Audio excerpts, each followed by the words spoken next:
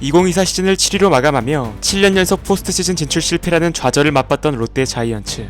하지만 전망이 마냥 어둡지만은 않았습니다. 윤나고왕이라는 야수 코어 라인을 발굴했으며 트레이드 성공 신화를 쓴 손호영과 리그 최다 안타 신기록의 레이에스까지 더해 미래가 기대되는 타선을 구축했죠. 트레이드를 통해 정철원과 전민재를 데려오며 부족한 부분을 메웠고 그렇게 시즌은 시작됩니다.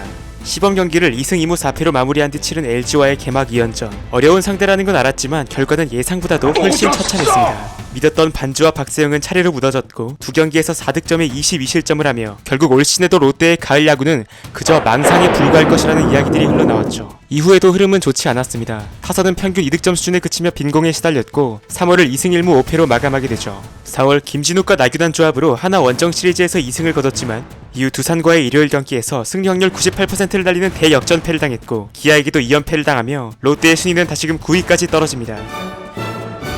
다행히 어게인 2024는 아니었습니다. 이 4월 10일날 거둔 승리를 기점으로 남은 4월 17경기에서 13승 4패, 승률 7할 6푼대를 찍었고 5월 1일자 롯데의 위치는 2위까지 수직 상승하게 되었죠. 이 대반전의 배경에는 이적생 정철원과 전민재가 있었습니다. 정철원은 팀이 필요할 때마다 나와 특유의 세리머니를 선보이며 리그 홀드 1위를 질주했고 전민재는 4할이 넘는 쾌조의 타격감으로 롯데 유격수 잔혹사를 끊으려 했죠. 또 팀 내 홈런 선두를 질주하는 등 미친 임팩트를 보여주고 있었던 나승엽은 이때까지만 해도 타격 포텐이 완전히 터지는 줄 알았습니다.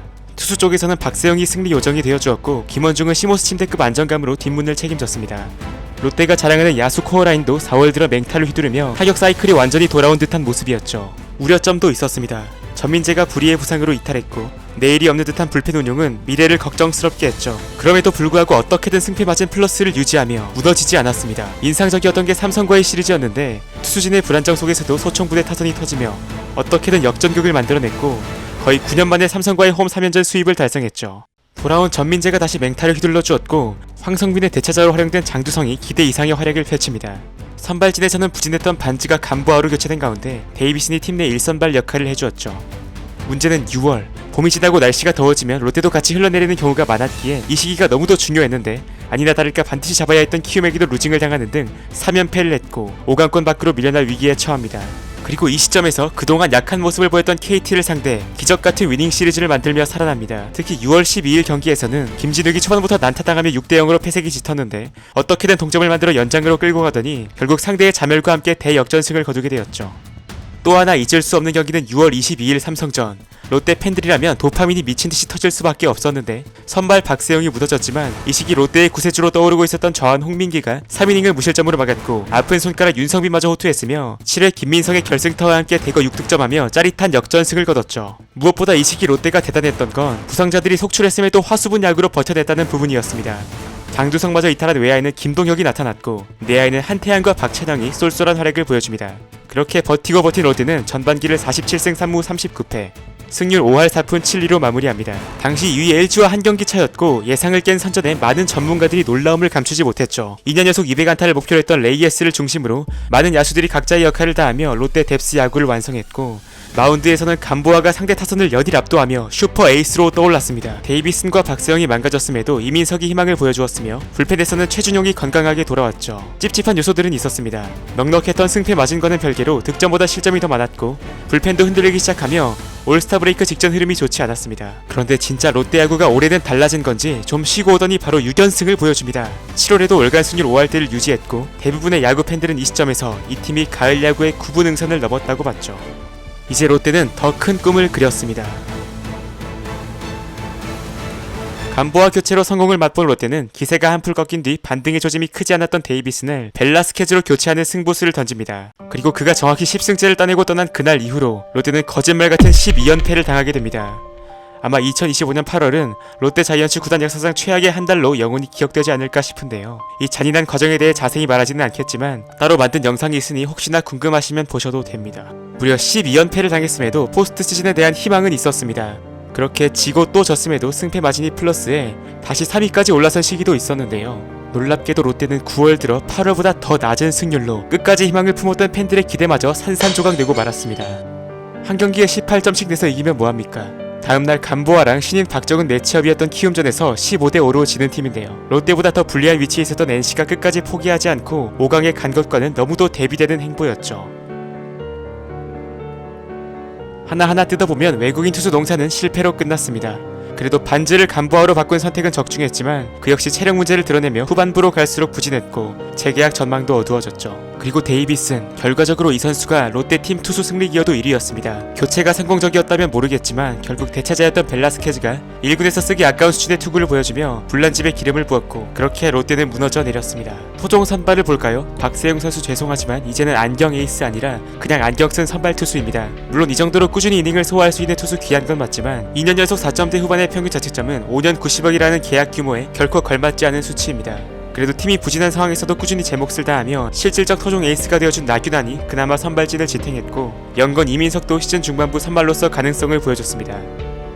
불펜은 어땠을까요? 퀄리티 자체는 좋았지만 내일이 없는 운용소 마구 굴려진 결과 후반기 체력적 어려움이 더해지며 결과적으로 좋은 평가를 내릴 수는 없게 되었습니다. 마무리 김원중은 전반기까지 24세이브와 평자 1.64로 FA 계약 이후 확실한 커리어 하이를 예약하는 듯 했지만 9월 들어서는 기본적으로 주자 셋을 깔고 시작할 정도로 흔들렸고 21홀드를 기록한 세더맨 정철원 역시 시즌 후반부로 갈수록 얻어맞는 빈도가 잦아졌습니다. 또 하나의 특이사항은 홈경기 평균 자책점 7.53을 기록한 반면 원정에서는 단 1.02로 좋았다는 점입니다. 앞으로는 홈에서도 안정감을 보여줬으면 좋겠네요. 8월 한 달간 무실점 행진을 이어가며 여전히 뛰어난 9위를 보여줬던 최준용은 한 경기에서 대량 실점으로 무너지며 평균 자책점이 좋지 못했습니다. 내년에도 부상 관리가 관건이 될 것으로 보이며 역시 롯데에 있어 가장 중요한 불펜임에는 분명합니다. 무려 82경기에 출장하며 혹사 의뢰를 키웠던 정현수도 있었습니다. 팀이 필요할 때마다 나와 제 역할을 해줬던 고마운 투수였죠.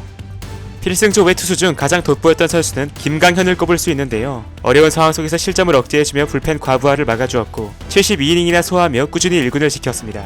여기에 박진도 벨라스케즈가 무너진 상황 속에서 대체 선발과 롱릴리프로서 최선을 다하며 팬들을 위로해주었죠. 마지막으로 롯데 팬들 도파민 폭발시켰던 좌우 파이어볼로 이야기 안 할 수 없죠. 갑자기 나와서 155km를 던지며 두 눈을 의심하게 했던 홍민기는 시즌 중반부에 롯데 비장의 카드와 같은 역할을 수행하며 리그 전체에서도 손꼽히는 좌완 불펜으로 거듭났지만 점점 불안한 모습을 보이다가 입스 판정을 받고 1군에서 이탈하고 말았습니다. 다음으로 롯데 아픈 손가락이었던 1차 지명자 윤성민이 마침내 1군에서 가능성을 보였습니다. 복귀 첫 선발 등판까지만 해도 결국 안되나 보다 싶었지만 불펜 전환 후 조난에 공을 집어넣기 시작했고 구속이 150 중후반대에 시즌 막판에는 160까지 찍어버리며 다음 시즌에 대한 기대감을 높였죠. 타선을 보겠습니다. 잘 나갈 때는 공포의 소총부대 타선이었지만 결국 시즌이 끝난 뒤에는 똑딱이 타선 그 이상 그 이하도 아니게 되었습니다. 이 시즌 롯데 타자들은 어떻게든 인플레이 타구를 만드는 데 집중하며 설령 병살타를 치더라도 삼진은 안 당하는 식의 접근법을 이어왔습니다. 전반기에는 바비신의 도움을 받아가며 점수가 잘 났지만 후반기에는 잘 맞아도 잡히는 등 잔루만 쌓이고 점수가 도무지 나지 않았으며 결국 홈런을 칠 수 있는 타자가 없으니 이런 답답한 흐름이 계속 이어지게 되었죠. 홈런 13개를 친 레이에스가 팀 내 1위이고 그 외에 두 자릿수 홈런을 친 타자는 단 한 명도 없었습니다. 심지어 올 시즌을 앞두고 담장 높이를 낮췄는데도 말이죠. 물론 1992년 당시 소총부대 야구로도 우승이라는 결과를 만들어본 적이 있었던 롯데였지만 후반기에 몰락으로 이 방향성에 대해 큰 의구심이 생기게 되었고 왜 메이저리그가 타율보다 홈런에 집중하는지도 다시 생각해보게 되었습니다. 매년 똑같이 지적하지만 수비 문제는 결국 개선되지 않았습니다. 올해도 수비 지표는 최하위권에 머물렀으며 특히 연패의 수록이 길어지던 8월 중순 이후에는 완전히 나세가 풀린 듯한 모습이 여러 차례 나타나며 수준 이하의 경기력을 보였습니다. 수비뿐만 아니라 어이없는 주루사로 공격의 흐름이 끊기는 경우도 잦았으며 이러한 기본기의 부족은 경기 양상을 불리하게 만들곤 했죠. 지난해와 달리 롯데 타선 전망은 이제 마냥 밝지 않습니다. 윤나고한 코어라인 중 나승엽과 황성빈은 기대 이하의 활약으로 내년 주전도 장담하지 못하게 되었고 트레이드 성공 신화를 만들었던 손호영도 크게 떨어진 공격 생산력으로 팬들의 신뢰를 얻지 못했죠. 최대 취약 포지션이었던 포수와 유격수 자리는 어땠을까요? 작년보다는 훨씬 좋아졌습니다. 기대가 크지 않았던 포수 유강남이 타격에서만큼은 살아나는 모습을 보여줬는데요. 다만 무릎 부상 이후 도루 저지 등 수비 측면에서는 여전히 리스크가 있기에 롯데의 포수 고민은 계속될 것으로 보입니다. 유격수 자리에는 전민재라는 소중한 자원이 나타나 주었습니다. 물론 여전히 풀타임 소화에 대한 체력적 어려움이 있어 보이긴 하지만 롯데에는 그동안 이 정도 해주는 선수도 없었던 게 사실이고 응원가 부르는 맛도 기가 막히죠. 또 암울한 상황 속에서 롯데 팬들을 미소짓게 했던 얼굴들이 있었습니다. 1군에서 무려 108경기에 출장하며 공수에서 쏠쏠한 활약을 보여줬던 한태양, 12연패라는 터널 속에서도 신들린 타격 능력으로 팬들에게 희망을 줬던 박찬형, 또 이호준도 일발 장타력과 훌륭한 수비로 롯데 내야진 미래를 밝혔습니다. 여기에 만년 대주자였던 장두성의 재발견과 출루장인 김동혁의 발견도 있었죠. 캡틴 전준우와 베테랑 김민성은 위기에 빠진 팀을 구해내는 활약으로 승리의 보탬이 되어주었습니다.